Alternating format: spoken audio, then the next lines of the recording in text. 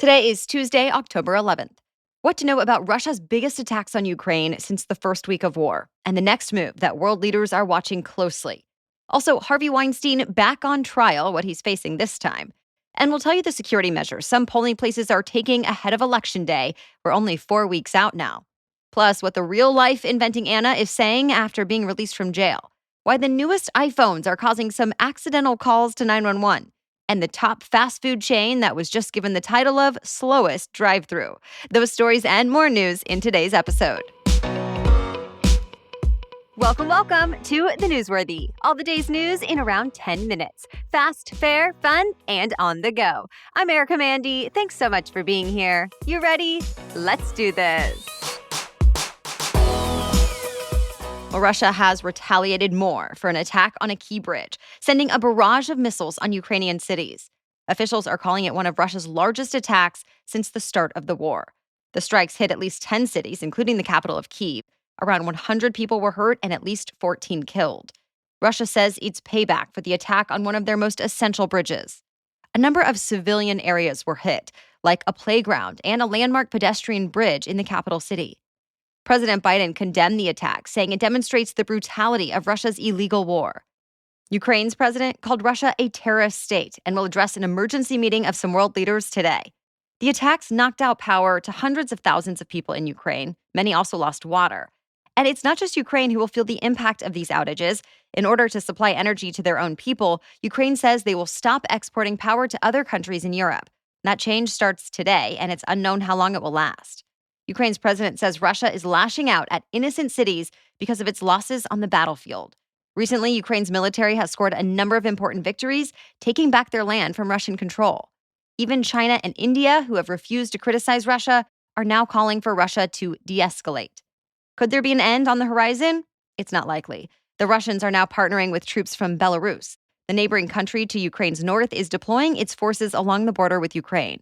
Russian forces will be joining them, although it's not clear yet if they'll be launching a combined attack on Ukraine. It has been 5 years now since women's stories about his abuse helped bring nationwide attention to the Me Too movement. Well, now Harvey Weinstein is back in court. The disgraced movie mogul faces 11 charges, accused of sexually assaulting different women in separate incidents in California over a decade. One of his accusers who plans to testify, Jennifer Siebel Newsom. If the name sounds familiar, she's the wife of California's governor. Jury selection is underway this week, then the formal trial will begin right after, likely near the end of the month. This is Weinstein's second criminal trial, this time in Los Angeles. He's already serving a 23-year prison sentence after he was found guilty of multiple sex crimes in New York, although Weinstein and his lawyers are appealing that verdict. There's a shakeup in leadership in the nation's second largest city. Some of the most powerful people in Los Angeles politics were caught on tape making racist remarks. Now, LA City Council President Nury Martinez is resigning. She apologized and said she takes responsibility for her comments and there are no excuses. The LA Times cited audio leaked on Reddit where Martinez says a white councilman handled his young black son as though he was an accessory and refers to the son in Spanish as a little monkey. Martinez became the city's first Latina president in 2019. While she's resigning as president, she has not yet said she would give up her seat on the city council. 2 other city council members and a prominent labor leader were also caught on tape in that conversation. Some are calling for their resignations as well. Meanwhile, the NAACP says U.S. Senator Tommy Tuberville made flat-out racist comments that are ignorant and dangerous. Senator Tuberville made the comments during a rally hosted by former President Trump over the weekend. He accused Democrats of wanting, quote, reparations because they think the people that do the crime are owed that. Reparations refer to compensating Black Americans for years of unpaid slave labor by their ancestors. So Tuberville was suggesting that Black people commit crimes. FBI data has shown more than half of known offenders in 2020 were white. The Democratic Party as a whole has not actually taken a stance on reparations, although some leading Democrats support studying this issue. Some Republicans are now coming to Tuberville's defense, saying the comments were meant not to be racist, but to highlight the rise in crime across the country that can't be ignored. The newest FBI data released last week shows crime rates last year were higher than pre-pandemic levels, but mostly steady or slightly down since 2020, though the data is incomplete. About 40% of law enforcement agencies did not participate after a major overhaul in the crime reporting system, so it's hard to know for sure. We are 4 weeks away now from Election Day, and when voters go to the polls, they may notice some tighter security. Armed guards, bulletproof glass, reinforced walls. Those are just a few of the security upgrades coming to some election facilities across the country. Officials say they're doing whatever they can to keep their election workers feeling safe. Half of the elections offices Reuters surveyed said they'll be enhancing security in various ways. Since the 2020 election, the U.S. Justice Department says it's already investigated more than 1,000 threatening messages to election workers. Officials say more than 100 of those could lead to criminal charges. As election workers and offices brace for Election Day on November 8th, millions of people are expected to vote early. Several states begin early in-person voting this week, like Arizona, California, Indiana, and Ohio. A number of other states, like Illinois, started their voting process even earlier. And while most states do offer some type of early voting at some point before the election, a handful do not. Check out election resources such as vote.org if you want to look up the details of what's allowed where you live. More news still ahead, but first, thanks to our sponsor, Indeed. Indeed is the hiring platform where you can attract, interview, and hire all in one place. So don't spend hours on multiple job sites looking for candidates with the right skills when you can do it all with Indeed. Find top talent fast with Indeed's suite of powerful hiring tools like Indeed Instant Match, assessments, and virtual interviews. With virtual interviews, Indeed makes it easy to connect with your applicants. No need to install anything extra. Indeed's virtual interview tool works from your browser. In fact, based on Indeed's U.S. data, most employers said Indeed's virtual interviews saved them days of hiring time.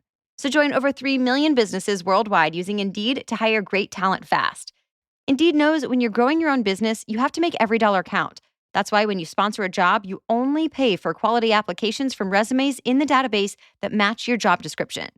Visit Indeed.com/newsworthy to start hiring now. Just go to Indeed.com/newsworthy.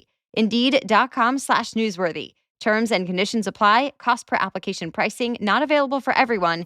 Need to hire? You need Indeed. The Nobel Prize in Economics has been awarded to 3 economists in the U.S., including one big name you might know. Former Federal Reserve Chair Ben Bernanke, along with Professors Douglas Diamond and Philip Dybvig, won the prestigious prize this year. What caught the Nobel Committee's eye was the trio's research on the relationship between financial crises and the vulnerabilities of banks. Their studies were referenced during the Great Recession, and some experts say it's relevant today as the world faces higher interest rates. At a news conference, Diamond said, "We're much better prepared for threats to financial stability today than we were in 2008. More than a dozen U.S. airport websites were attacked yesterday.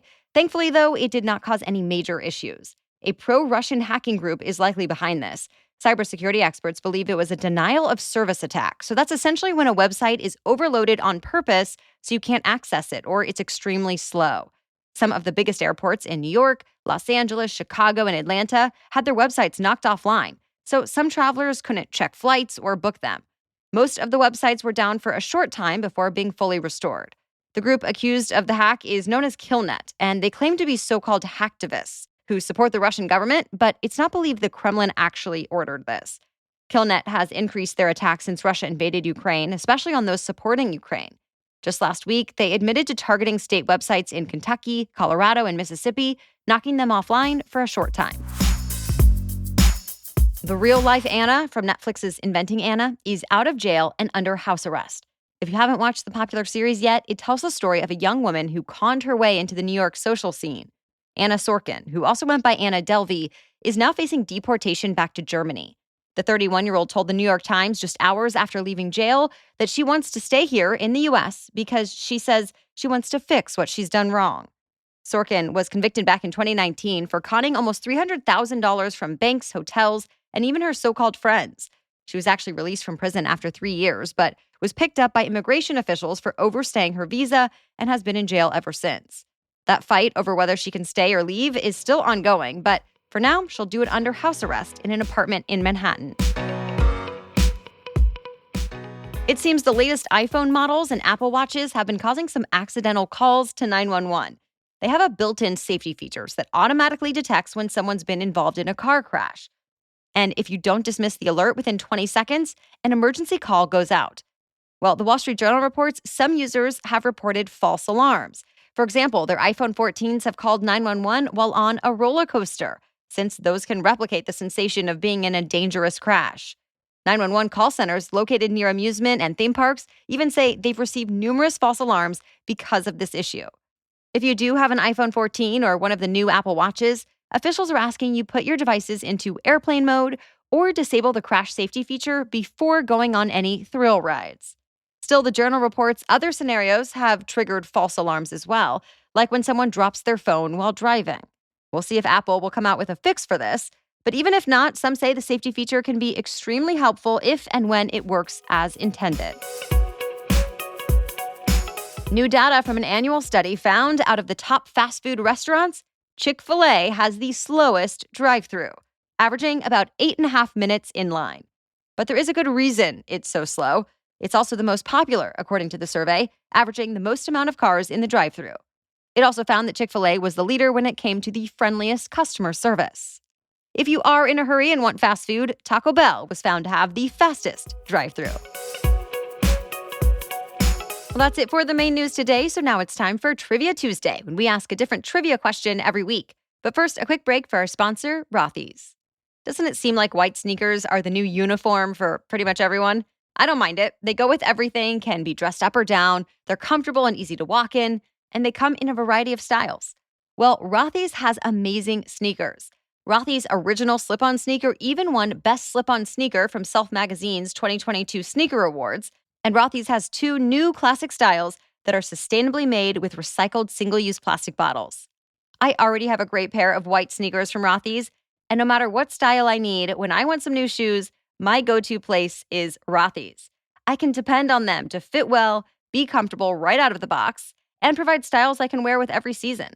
Plus, they're machine washable and better for the planet. Get stylish shoes versatile and durable enough to wear all the time with Rothy's. And right now, you can get $20 off your first purchase at rothys.com/newsworthy. That's ROTHYS, rothys.com/newsworthy. Again, get $20 off your first purchase at rothys.com/newsworthy. Okay, now back to Trivia Tuesday. Today's trivia question is, how many keys are on a modern standard-sized piano? You can answer the question and play along with us on Instagram. Find and follow us at NewsworthyPod. Look for the trivia quiz today in our Instagram stories. As for last week's trivia question, what is the national animal of Scotland? The answer is unicorn. Yes, unicorn mythology in Scotland goes back hundreds of years. The magical horse itself was added to Scotland's coat of arms and crest sometime in the 12th century. It showed up on gold coins starting in the 1500s. In Celtic mythology, the unicorn, with its bright white body and spiral horn, represents purity, innocence, and power. The creatures are known for their proud, independent attitudes, as well as being untamable. Stories of unicorns describe them as being almost impossible to capture and conquer. Today, at some of Scotland's most important and historic buildings and statues, you'll find unicorns featured front and center. Well, thank you so much for joining us and listening today. We'll be back with another news roundup tomorrow. Until then, have a great day.